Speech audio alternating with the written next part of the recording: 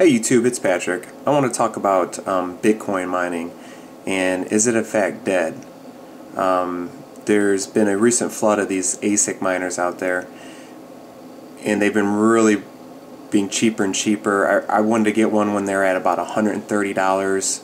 I was buying my time trying to save up the money or whatever and figure out where I was going to, which computer I was going to put these on. And then I saw either on YouTube or on eBay, one of those two things, I saw that they dropped in price. So I picked up a few, and in the 4 days that I've had them, the difficult rating has already changed from, I was getting, for one ASIC miner, I was getting 0.0025 Bitcoins per day. That changed to 0.0019.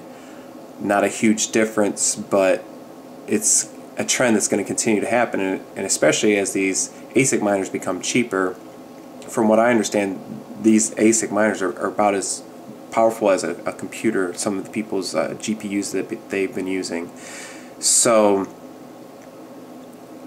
you'd be able to buy, a whole computer for basically, that does the work or does the mining of a whole computer for, like, I've seen them now, they're going for like $30. I bought them a week ago and they're like $40. So they're dropping cheaper and cheaper. People are talking about these blades. Now they're buying these blades that do 10 gigahash per blade. So that being said, Bitcoin is regulated itself to make the difficulty more difficult.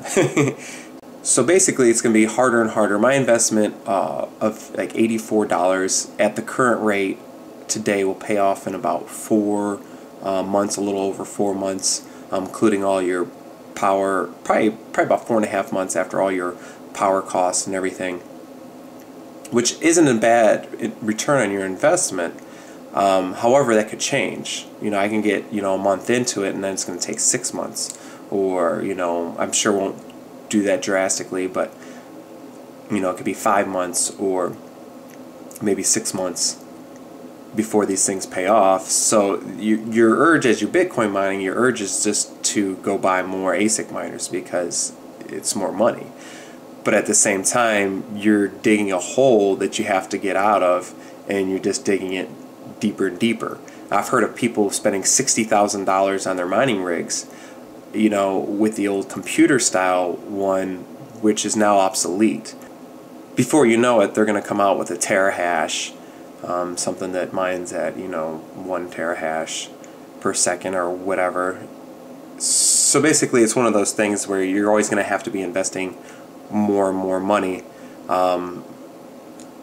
Like I said, I bet you there was a whole bunch of people that put money into the building these computer style ones, and then ASIC miners were out everywhere and they were probably like kicking themselves. However, I heard you can switch over to Litecoin with some of those, so some of those people might do it. Another solution is different coins that can be mined with an ASIC miner. Right now that's not really possible. However, I am mining name coins at the same time that I am my Bitcoins, but I couldn't go mine Litecoins or anything else, so I'm kind of stuck with Bitcoins. Jerry from endworldsuck.com, that's his YouTube channel, is talking about creating a new butterfly coin, and I'm kind of curious to see what that is and how that goes. There is a few scenarios that I have thought of that might get you rich quick. Any fluctuations in the currency itself. For example, another Cyprus happens when the people are talking about confiscating bank accounts. The big rush into Bitcoin might mean the miners can make some money, due to the fact that, I think if I have this correctly, the way I understand it is every time someone does a transaction, it creates a fee, a small fee, but it's still a fee, and that's what the miners get, is that fee that's created.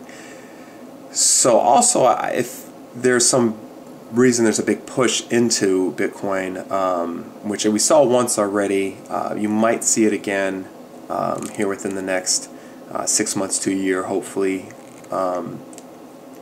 But if you're mining and holding on to Bitcoins and the currency goes way up, then all your work would be worth a lot more money, and then you might be able to make a windfall.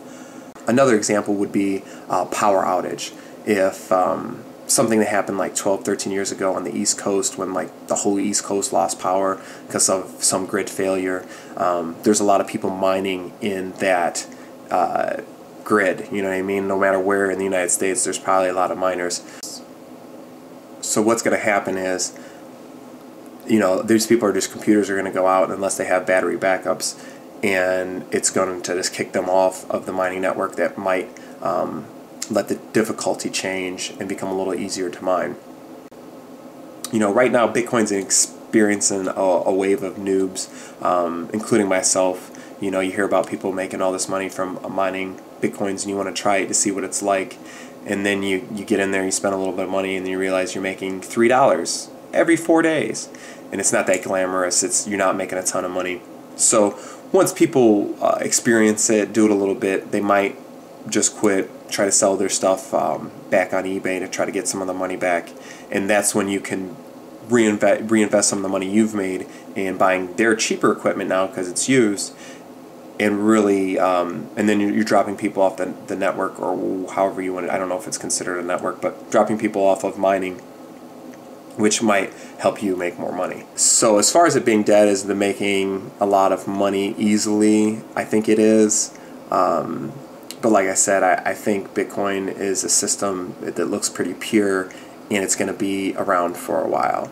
So tell me what you think. Do you think it's dead? Do you think it's still worth mining?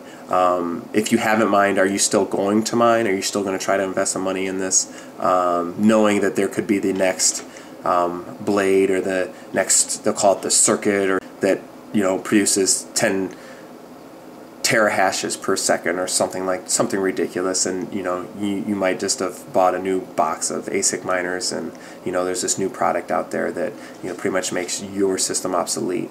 So I think you have to either be dedicated and change and adapt as this technology adapts, or you're just gonna get frustrated and quit. So, but yeah, tell me what you think. I hope this video made you think, and I'll see you on YouTube.